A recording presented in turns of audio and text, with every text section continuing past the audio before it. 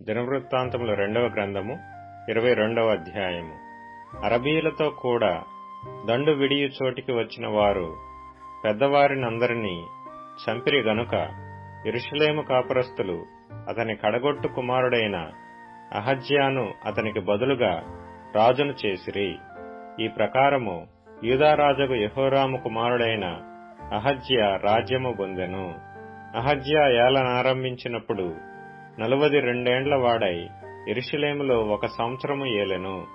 అతని తల్లి ఒమ్రీ కుమార్తె, ఆమె పేరు అతల్యా.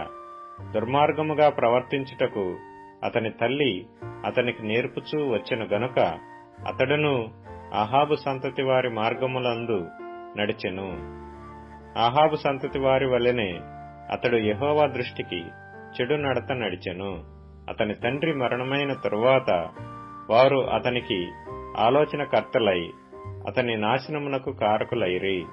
వారి ఆలోచన చొప్పున అతడు ప్రవర్తించి రామోత్ గిలాదులో సిరియా రాజైన హజాయేలుతో యుద్ధము చేయుటకై ఆహాబు కుమారుడైన ఇశ్రాయేలు రాజగు యెహోరాముతో కూడా పోయెను. సిరియనుల చేత యెహోరామునకు గాయములు తగిలెను.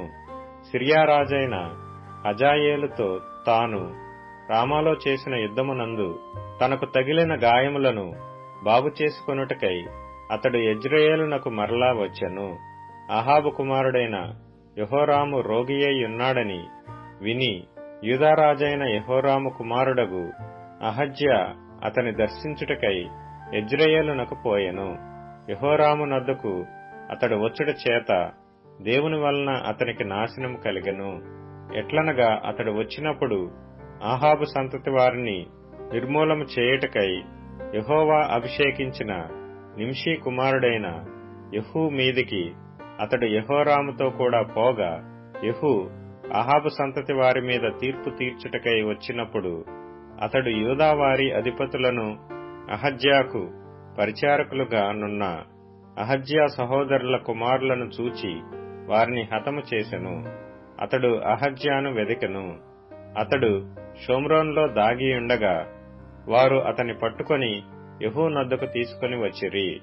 వారు అతని చంపిన తరువాత ఇతడు యెహోవాను హృదయపూర్వకంగా వెదికిన యెహోషాపాతు కుమారుడు గదా అనుకొని అతని పాతిపెట్టిరి. కాగా రాజ్యమేలుటకు అహజ్యా ఇంటివారు ఇక నెవరనూ లేకపోయిరి. అహజ్యా తల్లి అయిన అతల్యా తన కుమారుడు చనిపోయినని వినినప్పుడు ఆమె లేచి యూదావారి సంబంధులకు రాజవంశజులందరినీ హతము చేసెను. అయితే రాజునకు కుమార్తె అయిన యెహోషబతు అహజ్యా కుమారుడైన యోవాషును హతులైన రాజకుమారులలో నుండి దొంగిలించి అతనిని అతని దాదిని ఒక పడకటింటిలో ఉంచెను. యెహోరాము రాజు కుమార్తెయును యెహోయాదా అను యాజకుని భార్యయునైన యెహోషబతు అతల్యాకు కనబడకుండా అతని దాచిపెట్టిన గనుక ఆమె అతని చంపలేకపోయెను. ఈ యెహోషబతు అహజ్యాకు సహోదరి.